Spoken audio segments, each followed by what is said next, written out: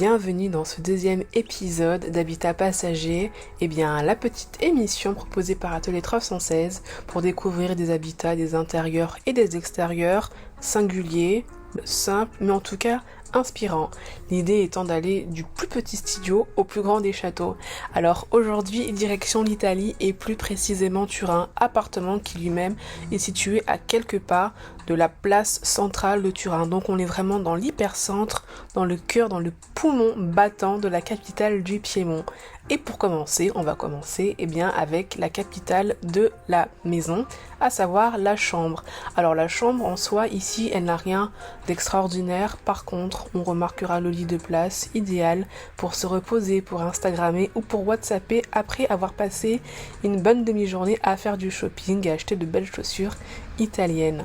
On retiendra le sens du détail, comme avec par exemple cette commode en bois un petit peu ciselé, donc on a un bois qui est un petit peu travaillé et ça c'est très joli. Le bois également au plafond, on est vraiment dans un esprit un peu montagnard. Rappelons que les Alpes sont seulement à quelques minutes de Turin.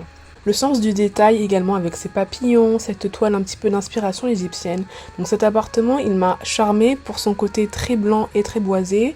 Et j'ai vraiment l'impression d'être dans un appartement de quelqu'un qui aime l'aventure, les explorations, quelqu'un qui aime l'histoire. À la fois quelque chose de très mystérieux et en même temps de très scientifique. Bon, trêve de bavardage, maintenant on va passer à la nourriture.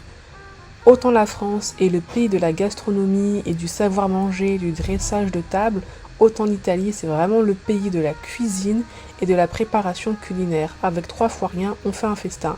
Et d'ailleurs c'est super, puisque cet appartement, il est situé dans un endroit où on trouve quand même pas mal de petites officines de pizza, bruschetta et pâtes à emporter chez soi, où l'on peut manger tranquillement entre midi et 2.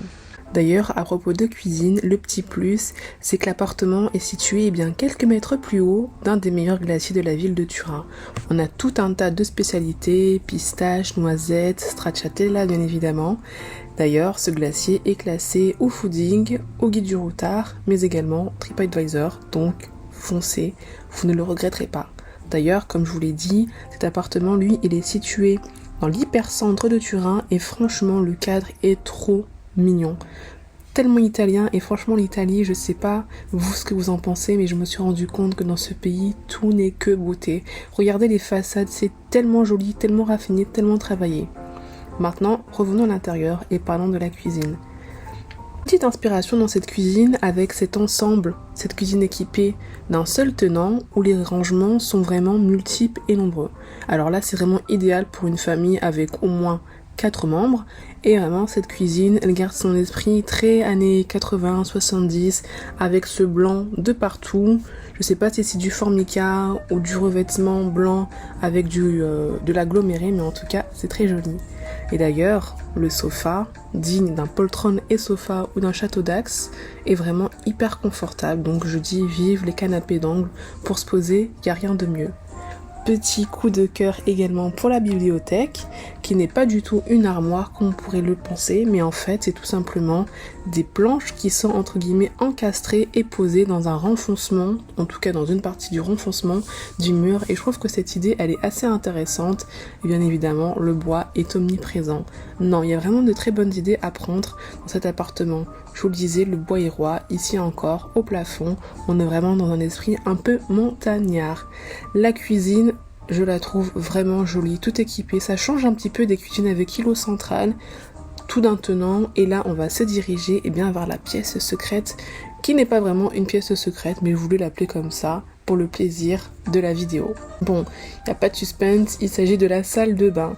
Alors la salle de bain italienne, que serait-elle si elle n'avait pas la classique douche?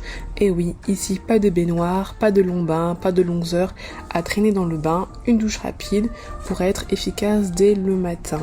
Coup de cœur pour les carreaux verre d'eau, je trouve ça tellement léger, délicat, un peu cliché de trouver ça dans une salle de bain, mais quand même très bien pensé. Et la mini, vous le devinez peut-être, c'est une mini machine à laver. Et que serait la salle de bain italienne sans son fameux bidet qui servait autrefois à se laver le popotin après pipi ou popo, et comme vous l'avez vu qui sert désormais à se laver les pieds. En tout cas, moi c'est comme ça que je l'utilise. Bon, la journée est terminée et quoi de mieux que de prendre un thé car oui, je ne suis absolument pas amatrice de café, bien que Turin soit connu pour l'Avanza.